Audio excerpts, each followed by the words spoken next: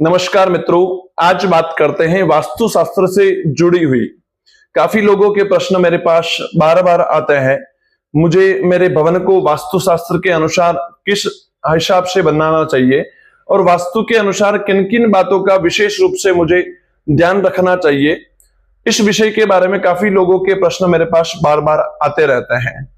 आज इस वीडियो के माध्यम से बात करते हैं और जानने का प्रयास करते हैं वास्तुशास्त्र के अनुसार कौन से कोने में कौन सी दिशा के अंदर आपको विशेष रूप से किन किन चीजों का निर्माण करना चाहिए, वास्तु के अनुसार कौन कौन सी दिशाएं आपके लिए किस किस वस्तु का निर्माण करने के लिए उचित मात्रा में है।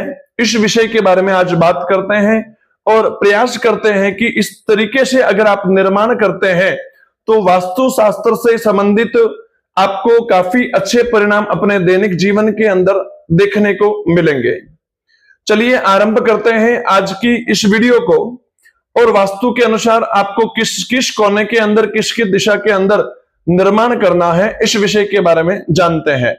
सबसे पहले बात करते हैं पूर्व और दक्षिण के मध्य का जो कोना आता है जिसको अग्नि कोण कहा जाता है। इस अग्नि कोण के अंदर आप विशेष रूप से अपनी घर की रसोई बना सकते हैं, किचन बना सकते हैं और अग्नि से संबंधित अगर आपका कोई भी आइटम है वो आप अग्नि कोण के अंदर पूर्व और दक्षिण के मध्य का जो भाग है वहां पर आप उसका निर्माण कर सकते हैं। अग्नि तत्व से जुड़ा हुआ कोई भी निर्माण आप वहां पर कर सकते हैं। इसके बाद बात करते हैं तो पूर्व दिशा के विषय में। पूर्व दिशा जो है वहां आपका खुला होना चाहिए। पूर्व दिशा से सूर्य उदय की जो किरण है वो आपके घर में प्रवेश होती हुई होनी चाहिए।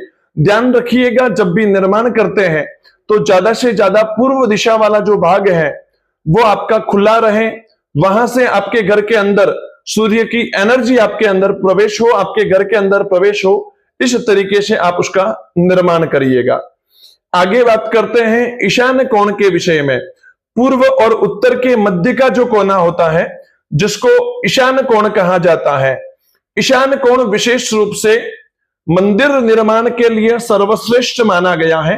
यदि आप पूजा का स्थान बनाना चाह रहे हैं, पूजा कक्ष बनाना चाह रहे हैं तो ईशान्य कोण के अंदर आप पूजा कक्ष बना सकते हैं। ईशान्य कोण में विशेष रूप से आप भगवान का मंदिर बना सकते हैं। अब मंदिर का निर्माण आपको इस तरीके से करना है कि जब आप भगवान का पूजन करेंगे उस समय आपका मुंह पूर्व दिशा में या उत्तर दिशा के अंदर रहे। इस तरीके से आप भगवान का मंदिर का निर्माण करिएगा। इसके साथ साथ ईशान्य कोण के अंदर आप वाटर टैंक का निर्माण कर सकते हैं। जमीन के अंदर अगर आप किसी भी प्रकार का पानी का टैंक बना रहे हैं वो टैंक आप ईशान्य कोण के अंदर बना सकते हैं। ईशान्य कोण के आसपास में आप बना सकते हैं।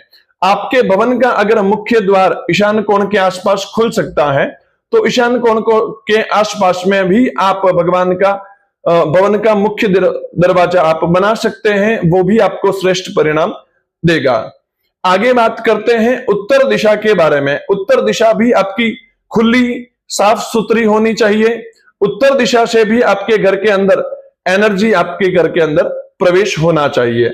उसके बाद बात करते हैं वायव्य कोण के बारे में। पश्चिम और उत्तर के मध्य का जो कोना होता है जिसको वायव्य कोण कहा जाता है। इस वायव्य कोण के अंदर आप शौचालय बना सकते हैं, शौचालय का टैंक बना सकते हैं, सेफ्टी टैंक आप वहां बना सकते हैं। लेकिन एक विषय का आप बात का जरूर ध्यान रखिएगा, जब आप शौचालय का टैंक बनाते हैं तो शौचालय के टैंक की गहराई ईशान्य कोण में बने हुए वाटर टैंक की गहराई से कम होनी चाहिए।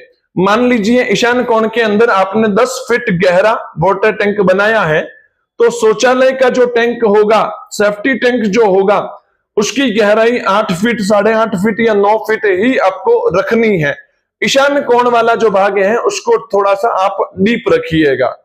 ठीक है, इस तरीके से आप वायव्य कोण के अंदर गेस्ट रूम बना सकते हैं, मेहमानों के लिए आप कक्ष बना सकते हैं और आप सेफ्टी टैंक बना सकते हैं। फिर बात करते हैं पश्चिम दिशा के विषय में। पश्चिम दिशा का जो भाग है यहां आप मेहमानों का रूम बना सकते हैं, अपना जनरल रूम बना सकते हैं। इस तरीके से आप पश्चिम दिशा के अंदर भी कोई भी जनरल सामान्य मेहमानों के लिए या अपने परिवारजनों के लिए आप रूम बना सकते हैं। उसके बाद बात करते हैं नैऋत्य कोण। दक्षिण और पश्चिम के मध्य का जो भाग आता है जिसको नैऋत्य कोण कहा जाता है। नैऋत्य कोण विशेष रूप से वास्तु के लिए सबसे ज्यादा इंपॉर्टेंट स्थान माना गया है। नैऋत्य कोण के अंदर आपके घर के मुखिया का आपको कमरा बनाना है। जो भी आपके घर के मुखिया है उनके लिए आप रूम वहां बना सकते हैं। मुख्य रूप से आपको जो वो क्षेत्र है, आपका जो नैऋत्य कोण वाला भाग है, दक्षिण और पश्चिम के मध्य का जो भाग है, वो जमीन स्तर से, धरातल के स्तर से भी थोड़ा सा ऊपर उठा हुआ हो, इस तरीके से आप निर्माण करिएगा। इसके साथ साथ नैऋत्य कोण वाली जो छत है या नैऋत्य कोण वाला जो कमरा है, वो ऊपर वाली जो छत है वो भी आपकी ऊपर उठी हुई हो, इस तरीके से आप उसका निर्माण करिएगा।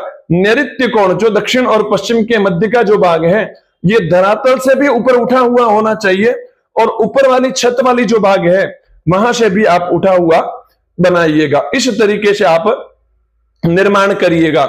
दक्षिण दिशा के बारे में अगर बात करते हैं तो दक्षिण दिशा के अंदर भी आप भारी वजन आप रख सकते हैं। घर के मुखिया का रूम बना सकते हैं, आप सीढ़ी बना सकते हैं। दक्षिण दिशा के अंदर आप सीढ़ी का निर्माण कर सकते हैं, लेकिन सीढ़ी का निर्माण इस तरीके से करिएगा, दक्षिण दिशा के अंदर वो चढ़ती हो, फिर क्लॉकवाइज घूमेगी, फिर वापस उत्तर दिशा के अंदर वो चढ़ेगी। इस तरीके से आप सीढ़ी का निर्माण दक्षिण दिशा के अंदर कर सकते हैं। इसके साथ बात करते हैं घर का जो मध्य भाग होता है जिसको ब्रह्म स्थान कहा जाता है। वो ब्रह्म स्थान वाला भाग जो चौक होता है वो खुला हुआ होना चाहिए, साफ सुथरा होना चाहिए और घर के मध्य भाग के अंदर, ब्रह्म स्थान के अंदर आपको किसी भी प्रकार का टैंक या खड्डा नहीं बनाना है। इसका आप विशेष रूप से ध्यान रखते हुए आप घर का निर्माण करिएगा। किसी भी क्षेत्र के अंदर आप निर्माण करते हैं तो इन बातों का आप विशेष रूप से ध्यान रखते हुए आप निर्माण करेंगे तो आपको वास्तु के अनुसार काफी अच्छे परिणाम, सकारात्मक परिणाम देखने को मिलेंगे। आपके जीवन के अंदर काफी उन्नति और सकारात्मकता आपको प्राप्त होती हुई नजर आएगी। इसी तरह ज्योतिष, वास्तु एवं वैदिक विधान की वीडियो प्राप्त करने के लिए आप हमारे चैनल को लाइक, शेयर और सब्सक्राइब करें और हमारे साथ जुड़े रहें। धन्यवाद।